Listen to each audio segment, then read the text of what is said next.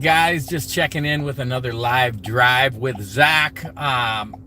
The miles are adding up. The discipline is growing and building. You know, it's a journey. Like I'm having to develop new habits and overcome old negative obstacles and habits, especially related to overeating. Like I said, I love working out. I've really fallen in love with jogging over the last 3 or 4 years. I love hiking long distances. I don't even mind like walking in circles. Like I just enjoy moving my body. But I am still building the healthy habit of eating a smaller meal and eating less frequently. So if you've been following along with my channel, you know I'm really embracing the OMAD, the one meal a day. I find it the easiest way to reduce my overall calories by just skipping breakfast and lunch, and it's been like no challenge whatsoever. Once you learn how to skip breakfast and then eat lunch and dinner and do that for a while, and then it's really not that hard to skip breakfast and lunch.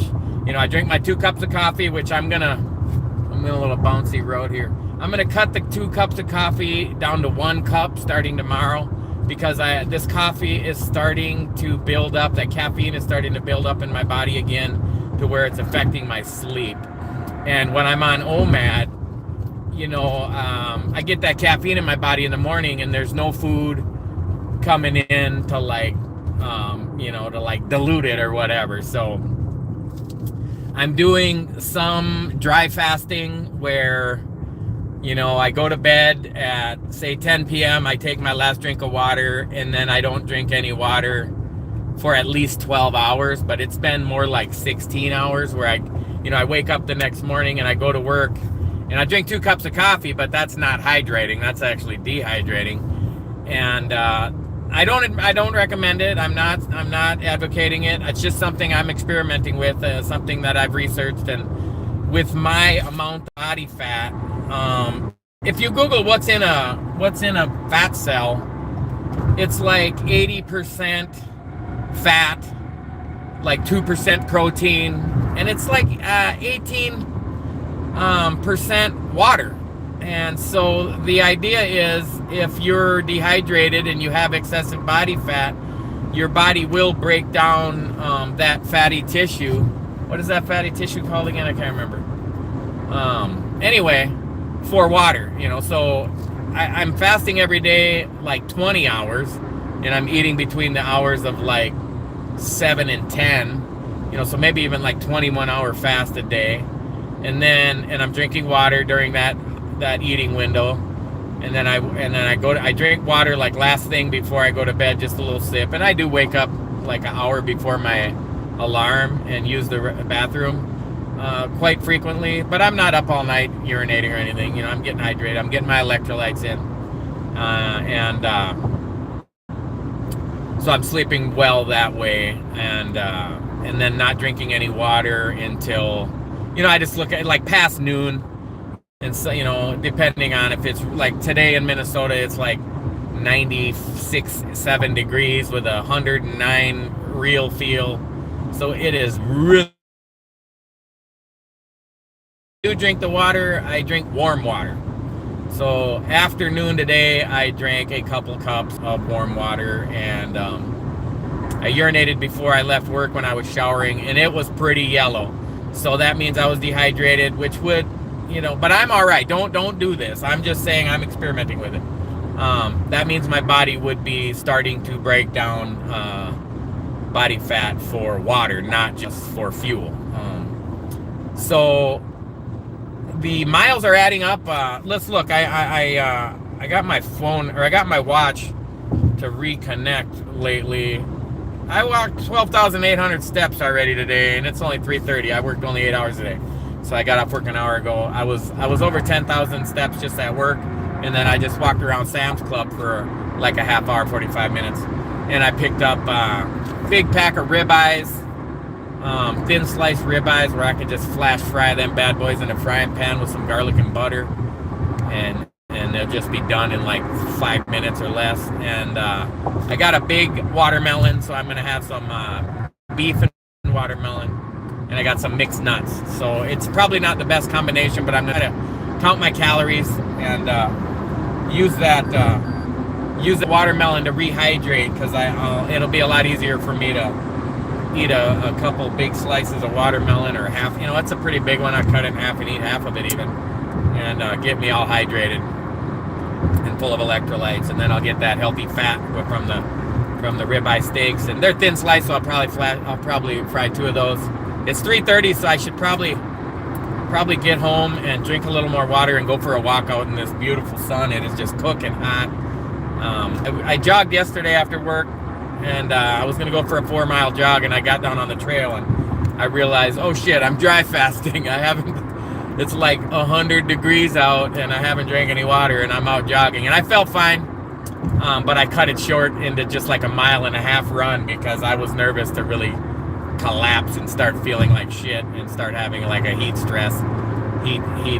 related illness. So I was like, that feels like shit. It's happened to me before. So passed on that, and I ran a really good mile for me.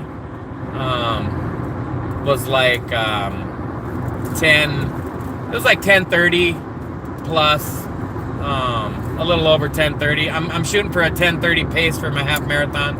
And so to get out there all dehydrated in 100-degree heat and be able to put down even 1 mile at that pace, and it was a little bit of hills and stuff, it felt great. And then today I got all the walking in. 12,000 steps is like 6 miles, and that's just 6.3 miles. And I'm probably gonna go for a walk here as soon as I get home, put this food away, and maybe do some I did some crunches today, and some like I said, I do the Kegel exercises. And guys, go ahead and laugh, because your old lady won't be laughing. If she'll be loving it if you will start doing it for about 3 months. If you do it every day for 3 months, you will have a dramatically increased functionality and control, and you will thank me, man, I'm telling you.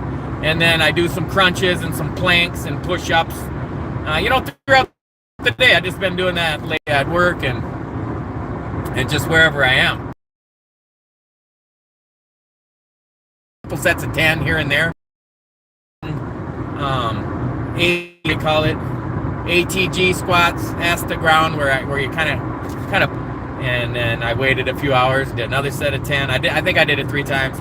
Did some push-ups, kind of real, not at an incline, but not much. Just there was some railing or something. I bent down and did like a set of 20 a couple times. Stretching out a lot. I like to just help that blood flow in your legs, and stretch out your shoulders and your arms. It's just easy. You're just at work, moving around anyway, and keeping my calves loose and my hamstrings and my quads, and just feeling great, guys. So I didn't go live a couple days at the house, and I'm sitting here running around, and I'm thinking, okay, let's just hit a live drive and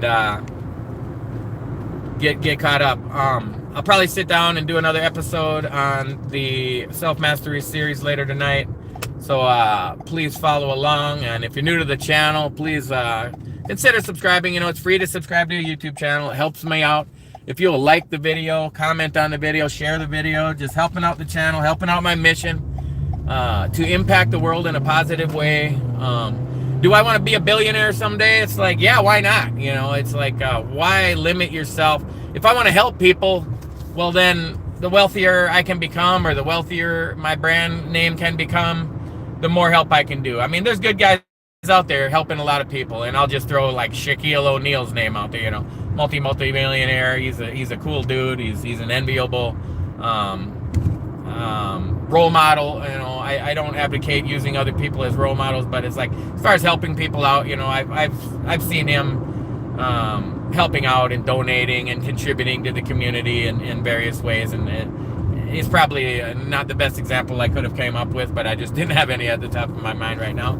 And the point is, man, I'd love to be somebody like that, like I said, go build huts in some village in Africa, or go feed hungry people in India, or Laos, or the Philippines, where I'm hoping to retire. I don't even care where.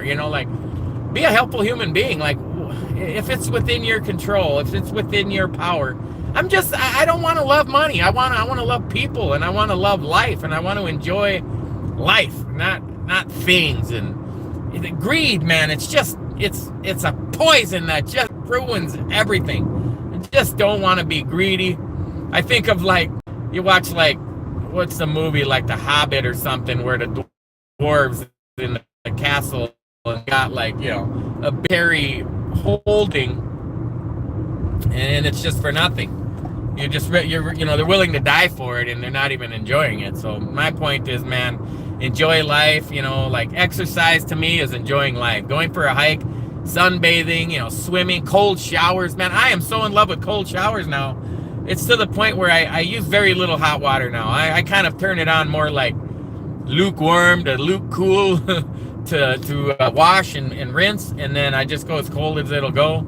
It was so hot in Shakopee today, Minnesota, that as cold as I could get the faucet to go at work, it was not like ice cold. It was probably in the mid 40s, you know, like maybe even 50, I don't know, coming through those hot pipes and stuff.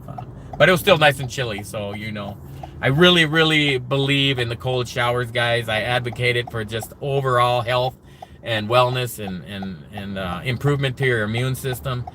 Guys, think about when you shock your system with that cold water and all the surface of your skin, those capillary veins that supply blood to your even all the way out to your outer layers of skin, they all get rushed with blood. So how is that going to not increase your circulation? And then think about where you can focus that cold water down on you there for a while.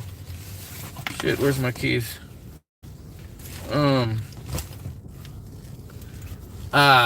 I've read more lately about, like, the boost in testosterone as well, which I hadn't even considered before. Oh, here's my keys. Get in this garage.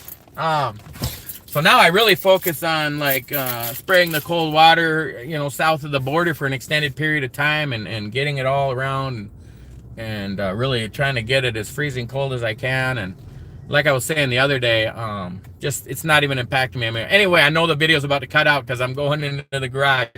So guys, jump on board with Jesus because he loves you. I love you, and I'll catch you guys in the next video.